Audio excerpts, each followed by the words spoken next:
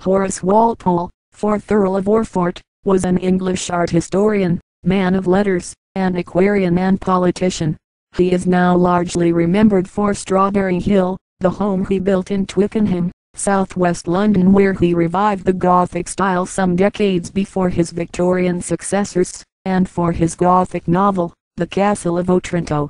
Along with the book, his literary reputation rests on his letters, which are of significant social and political interest. He was the son of Sir Robert Walpole, and cousin of Lord Nelson. Walpole was born in London, the youngest son of British Prime Minister Robert Walpole. Like his father, he was educated at Eton College and King's College. After university, Walpole went on the grand tour with the poet Thomas Gray, but they did not get on well. During his time in France, he bonded with Madame du Deffand. Walpole returned to England in 1741, entering Parliament, becoming Member of Parliament for Collington, Cornwall. He remained an MP after the death of his father in 1745, and this would last until 1768. He was never politically ambitious, although he was involved in the John Vine case of 1757. Some of his major works are Some Anecdotes of Painting in England, The Castle of Otranto, The Mysterious Mother, Historic Doubts on the Life and Reign of Richard II, On Modern Gardening, A Description of the Villa of Mr. Horace Walpole, and Hieroglyphic Tales. The Castle of Otranto tells the story of Manfred, Lord of the Castle, and his family.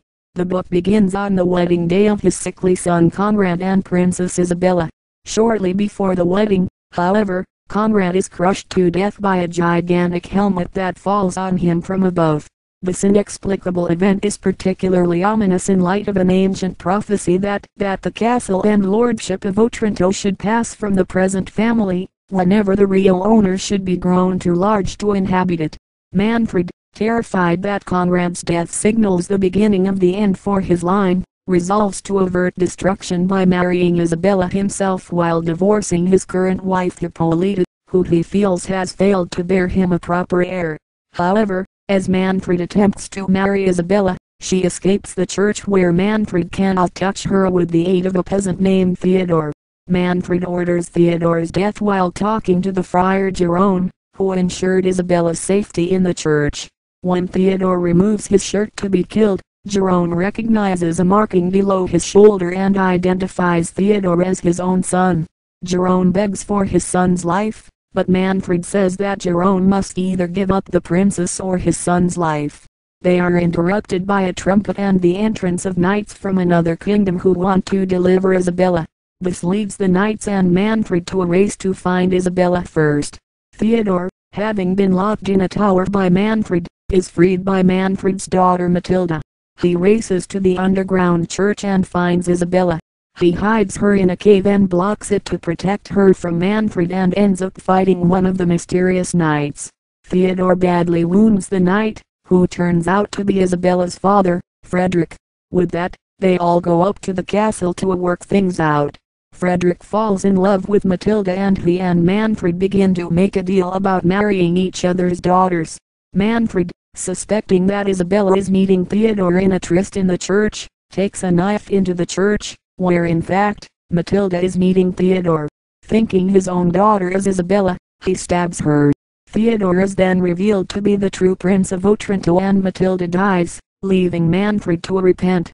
Theodore becomes king and eventually marries Isabella because she is the only one who can understand his true sorrow. Talking about its structure, the novel is divided into 5 chapters of an even length.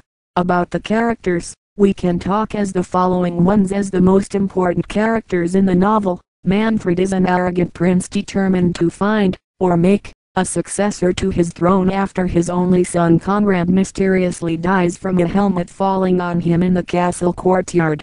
He seems to be quite stupid and selfish, as he left his own wife in order to marry Isabella and killed his own daughter thinking she was the princess. He also seems impatient in his son's funeral.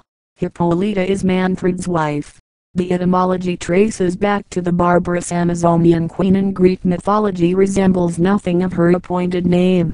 Conrad was Manfred and Hippolyta's son.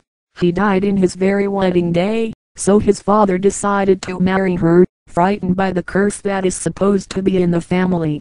Scholars of the period have argued that Conrad resembles an effeminate body. Isabella is represented as a powerless person who must be helped to escape, the typical damsel in distress. Theodore is quite helpful as he managed to escape from Manfred with Isabella. He will be recognized as a descendant of the great Alfonso, a lord who ruled the castle before Manfred, so as rightful owner of Manfred's post.